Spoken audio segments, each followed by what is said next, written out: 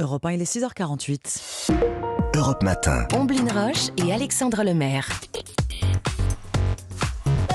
L'innovation sur Europe 1 avec Anissa Mbida. Bonjour. Bonjour Ombline, bonjour Alexandre. Bonjour Anissé. Bonjour à tous. Et ce matin, c'est une bonne nouvelle pour l'environnement. On a réussi, Anissa, à créer des cartes électroniques entièrement biodégradables. Oui, c'est une très bonne nouvelle parce qu'on croule littéralement sous les déchets électroniques.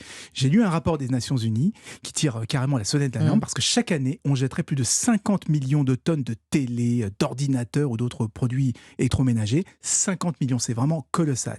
Et le problème, c'est que leurs circuits imprimés, essentiellement en plastique, ils sont couverts de produits parfois toxiques, donc c'est vraiment un enjeu majeur d'arriver à les rendre biodégradables.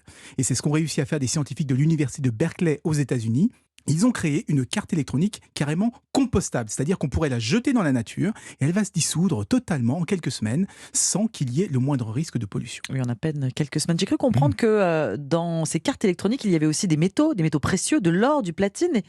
Qu'est-ce qu'ils deviennent ? Oui, c'est vrai, hein, on trouve ces métaux précieux dans les puces et dans les transistors qui sont soudés sur la carte. Et l'intérêt de cette nouvelle façon de créer les circuits imprimés, c'est qu'elle permet de les récupérer beaucoup plus facilement. Et là aussi, c'est très important, car on trouve aujourd'hui plus d'or dans une décharge informatique que dans une mine d'or. Et là, je vais citer les chiffres de l'ADEME, l'Agence de l'environnement.